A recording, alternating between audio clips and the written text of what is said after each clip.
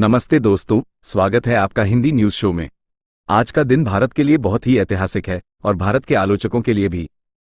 पिछले कुछ दिनों से यह अफवाह उड़ाई जा रही थी कि भारत के चुनाव के कारण भारत का मार्केट क्रैश कर रहा है, जिससे अर्थव्यवस्था को नुकसान हो रहा है। लेकिन उन लोगों का सपना चकनाचूर होना शुरू हो चुका है और उनके पास मुंह छुपाने के लिए कोई जगह नहीं है। आप अपनी स्क्रीन पर खुद देख लीजिए, रिपोर्ट निकलकर सामने आ चुकी है कि भारत ने अपने पूरे इतिहास में पहली बार $5 ट्रिलियन का आंकड़ा छू लिया है। इतना ही नहीं, भारत अब दुनिया के टॉप 5 देशों की सूची में भी आने ही वाला है, बस एक कदम दूर खड़ा है। लेकिन किस चीज के मामले में हमने $5 ट्रिलियन का आंकड़ा छुआ है? भारत का शेयर मार्केट। भारत का शेयर मार्केट, जिसकी टोटल वैल्यूएशन $5 ट्रिलियन आंकड़े के पार जा चुकी है। ये भारत के लिए बहुत शानदार खबर है। क्यों? क्योंकि पिछले कुछ दिनों से भारत में शेयर मार्केट अमेरिका में हो रही अस्थिरता के कारण लगातार क्रैश कर रहा था। अमेरिका का फेडरल रिजर्व लगातार ब्याज दरों में बदलाव कर रहा था, जिसका असर भारतीय शेयर मार्केट पर भी पड़ रहा था। लेकिन भारत में चुनावों को लेकर अफवाहें उड़ाई गई, जिसके कारण ये घबरा रहा था और क्रैश कर रहा था। लेकिन इस शेयर मार्केट ने आलोचकों को धता बता दिया है। यह इतिहास में ऑल टाइम हाई पर चला गया है और $5 ट्रिलियन आंकड़े को पार कर गया है। और तो और, जो ये कहा जा रहा था कि भारत की जीडीपी कभी भी $5 ट्रिलियन के आंकड़े को पार नहीं करेगी, वह भी टूट सकता है। क्योंकि शेयर मार्केट एक बहुत बड़ा संकेतक होता है आपके भविष्य के जीडीपी ग्रोथ का।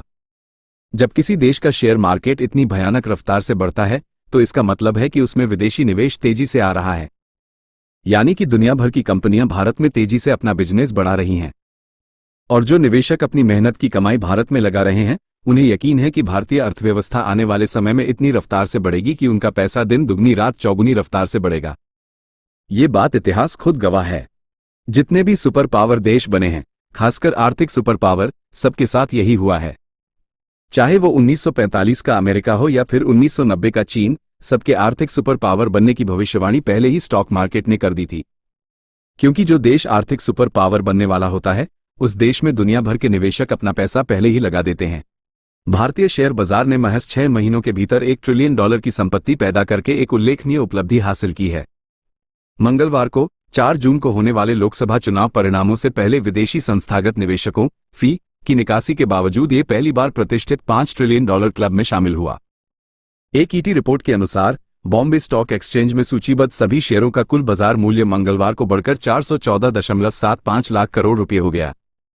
भारत का बाजार पूंजीकरण एम कैप मंगलवार को $5 ट्रिलियन के मील के पत्थर पर पहुंच गया, जिसमें घरेलू बाजारों ने 6 महीने से भी कम समय में बाजार मूल्य में $1 ट्रिलियन जोड़ा। ये भारत को अमेरिका, चीन, जापान और हांगकांग के साथ विशेष $5 ट्रिलियन एम कैप क्लब में शामिल होने वाला 5वां देश क्षेत्र बनाता है।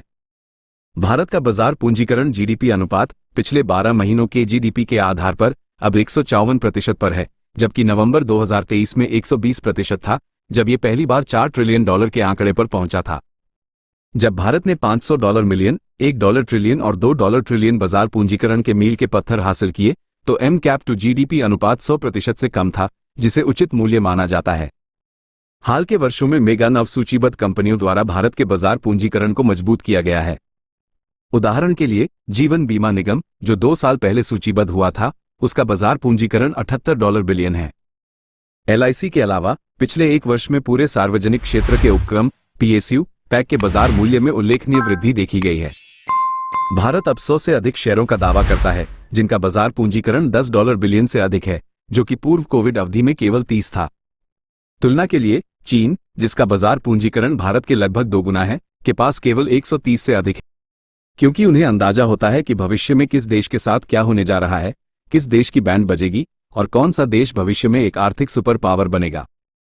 भारत इसी राह पर अब बढ़ चला है और भविष्य में भारत को एक आर्थिक सुपर पावर बनने से कोई नहीं रोक सकता। ये भारत का हक है, ये भारत की नियति है। ओत्रु। धन्यवाद दोस्तों, अगली बार फिर मिलेंगे।